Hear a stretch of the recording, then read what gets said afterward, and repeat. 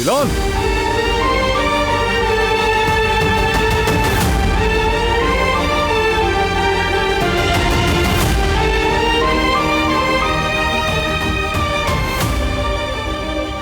वो यहां थी बाबा, दिलान यही थी।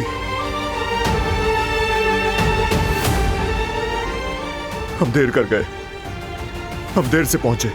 वो जैसे मेरे हाथों से फिसल गई बाबा, उसे न ढूंढ सके। बारान, बेटा हिम्मत मत हारो।